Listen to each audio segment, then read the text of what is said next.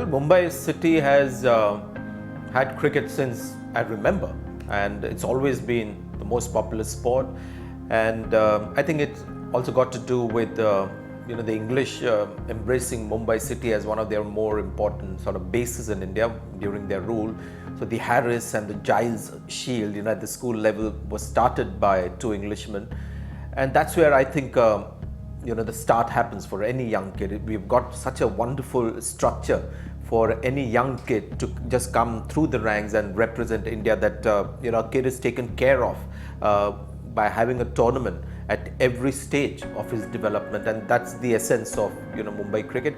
And because there have been so many international cricketers from Mumbai city, that any first class player, when he's playing for Mumbai, has one international player or two around him to share with him some of the secrets and the most important recipes for success at the international level. It's an advantage that I had during those very formative years of 1920, when I played with the Ravi Shastris, Vengsarkars, Gavaskar.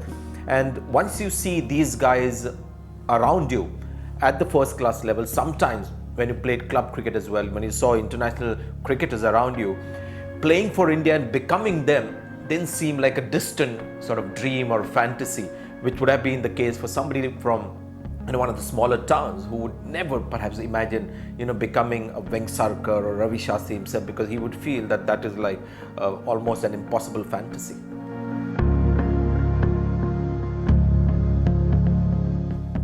The biggest change that I see in Mumbai cricket is that the talent is now coming from the suburbs. The lifestyle of South Mumbai and sort of central Mumbai is changing.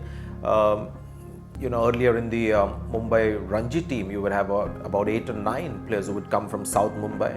During my time, there would be about 3 or 4, but now you'll hardly find anyone from places like Cuff Parade, Naipinsi Road, or Worli for that matter. So all the talent that comes and represents Mumbai is now from the suburbs of Thane and Dombivli and all that. And that's because of the kind of lifestyle that South Mumbai leads. And my son is a great example. When I was growing up, there used to be a nice building compound there. There would be 10-15 boys coming down playing softball cricket every day. Now, simple things make such a huge difference. That same compound where we used to play this number of competitive games, and that games that hone my skill, are now taken over by cars that are parked. My son is growing in a different school which doesn't give sports that much importance.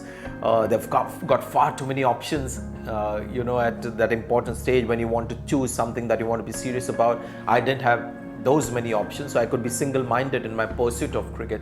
All that is changing, and the kind of culture that I grew up in is now found in the suburbs, in much simpler lifestyle that the lower middle class lives in some parts of the suburbs.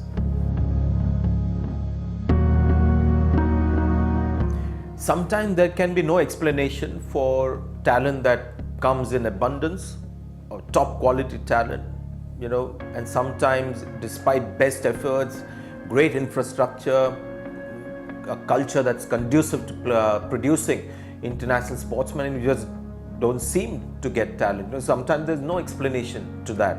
But what I have seen is the benefit that my generation got was that a lot of the international players actually played with us at the first class level or at the club level, so that was inspirational to us.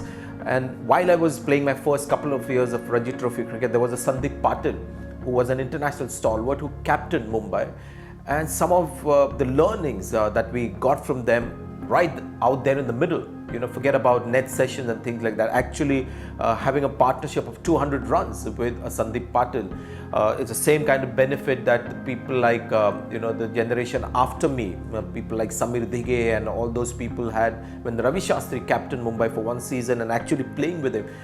That actually gives you a great spurt in growth as a cricketer.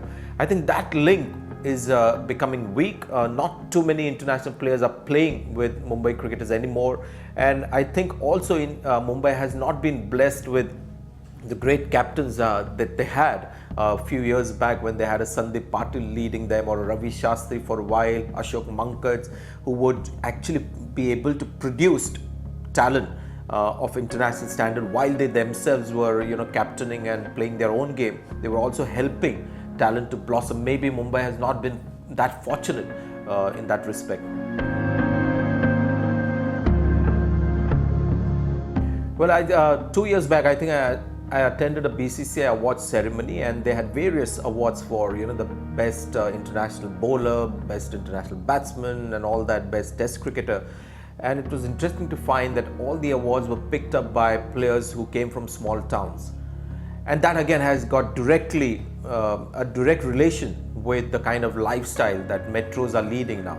And it's the culture that you grow up in, which is really so important in the kind of products that it throws up.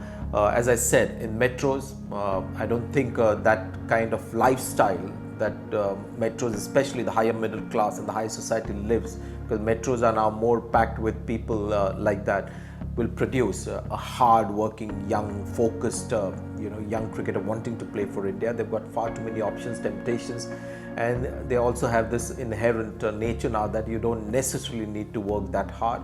So the drive to become an international cricketer is now found in the smaller towns, people from simpler backgrounds, and it was the same kind of culture that I grew up in, which is the culture that you find in the smaller towns. So it's no surprise that that you're not finding talent from the metros, and that will be maybe a permanent shift.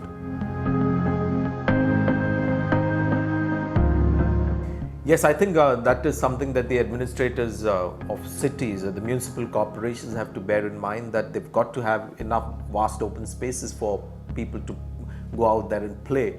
But as I said, the lifestyle that most families in the metros live is where, in this computer world, you're actually, a young kid is more tempted to stay indoors because there are more attractions at home, the kind of gadgets that you have at home, than actually go outdoors.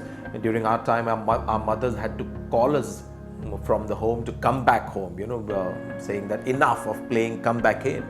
Today it's the other way. I'm pushing my kid outside the home. So that is something perhaps you can't help, but India is fortunate that it's a vast country, and it's still developing in most parts. So you'll have the Ranchis and the Chandigarhs and these towns from Madhya Pradesh that will make up for the lack of talent that you have from the metros.